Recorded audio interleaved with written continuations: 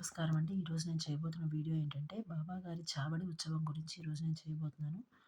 ఇది ఈరోజే ఎందుకు చేస్తున్నానంటే, ఆహ్, బాబా గారు సమాధి క్షమించాలి.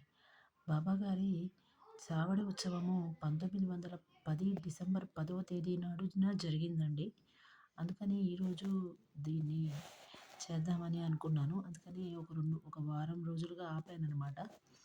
ఈ ఇది 37వ అధ్యాయంలోని వీడియో అండి. అంటే చావడి ఉత్సవం ప్రస్తావన అండి ఇది. ఆహ్, బాబా గారు శయన పద్ధతిని గురించి ఇదివరకు వీడియోలో మనం చెప్పుకున్నాము. ఆహ్, ఒకరోజు వారు మసీదులో నిద్రపోయేవారు. మరొక రోజేమో ఈ చావడిలో నిద్రపోయేవారు. ఈ చావడిలో 2 గదులుంటాయండి. అయితే ఆహ్, బాబా గారు సమాధి చెందే వరకు కూడాను ఇలాగే జరిగింది. 1910వ సంవత్సరము డిసెంబర్ 10వ తేదీన ఆయన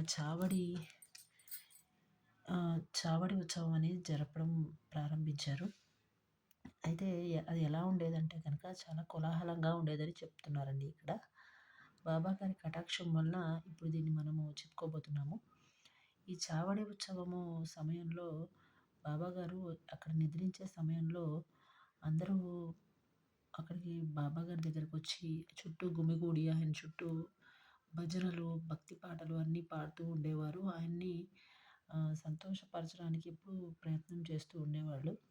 అయితే కొంతమంది రకరకాల వాయిద్యాలను పట్టుకొని ఆహ్, తాళాలు, చిడతలు, మృదంగము, కంజీర, మద్దెలు అలాంటి వాయిద్యాలన్నింటినీ పట్టుకొని ఎవరికి వచ్చిన ఒక వాయిద్యాన్ని వాళ్ళు వాయిస్తూ ఆయన్ని సంతోషపెడుతూ ఉండేవారు. కొందరు స్త్రీ పురుషులైతే ఆ సమయానికి వచ్చి ఆయన దగ్గర కూర్చొని కాలాన్ని గడుపుతూ ఉండేవారు.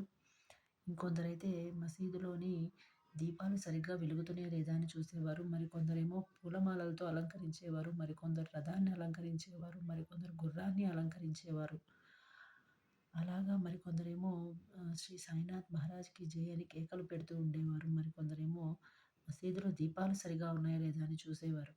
అయితే అదే సమయానికి తాతయ్య పాటిల్ వచ్చి బాబాని రెడీగా ఉండండి చావడికి వెళ్ళడానికి అని చెప్పేవాడు. అయితే ఆయన్ని లేపి తీసుకొని వెళ్ళే సమయంలో తాతయ్య బాబాని లేపి పట్టుకొని ఆహ్, హెల్ప్ చేసేవాడనమాట.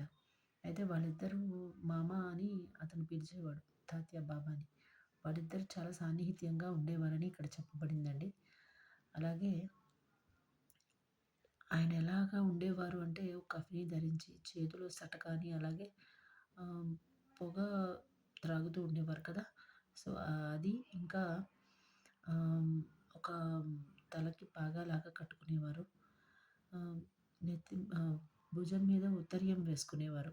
అలా ఉండేవారు. అయితే అలానే ఉండి చావడి ఉత్సవానికి బయలుదేరేవారు. అయితే తాతయ్య ఒక మంచి పట్టు ఆహ్, శాలువా అనేది కప్పేవాడు. తీసుకొచ్చి కప్పేవాడు. అలాగా అక్కడికి చావడి ఉత్సవానికి వెళ్ళే మార్గం మొత్తంలో ఆయన పాదాలు కింద నేలను ఆనకుండా అందరూ ఆహ్, అడుగులకి మడుగులొత్తుతారంటారు కదా! అలాగా ఒక క్లాత్‌ని పరుచుకుంటూ వెళ్ళేవారనమాట. అయితే ఈ క్రమంలో ఉండగా బాబాగారు ఏం చెప్తూ ఉండేవారంటే అక్కడ అంతా ఉత్సవం జరిగి అందరూ ఎవరి ఇళ్ళకి వాళ్ళు వెళ్ళే సమయం వచ్చేసరికి బాబాగారు చెప్తూ ఉండేవారు.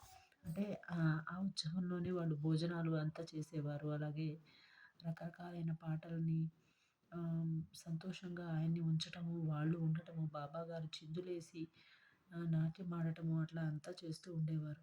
ఆయనకి గంధం అద్దేవారు. కొందరు పూలమాలలు వేసేవారు. మరికొందరు హారతిచ్చేవారు.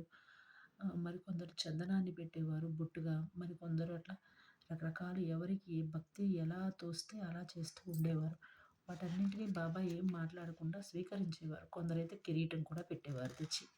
అలాగా ఎవరికి తోచిన రీతిన వాళ్ళు భక్తిని చూపించుకునేవారనమాట. ఇదంతా అయిపోయిన తర్వాత ఎవరి ఇళ్ళకు వాళ్ళు వెళ్ళే సమయానికి బాబా ఈ మాట అనేవారు. నన్ను కాపాడండి. మీరెక్కడున్నా నేనిక్కడున్నానని మర్చిపోకుండా రాత్రికి ఒక్కసారి వచ్చి నన్ను చూసి నన్ను పలకరించి వెళ్ళండని చెప్పేవారు. అయితే వాళ్ళు వెళ్ళిపోయినాక బాబా ఆయన పడుకునే పరుపును ఆయనే పరుచుకొని ఒక 50-60 దుప్పట్లు దాని మీద వేసి ఆయన నిద్రించేవారనమాట. ఇలాగా ఉండేదనమాట ఆయన మసీదులో అలాగే చావడిలో నిద్రించే ఒక ప్రక్రియ ఇలా ఉండేదనమాట. ఈరోజుకి ఇంతేనండి. నమస్కారం.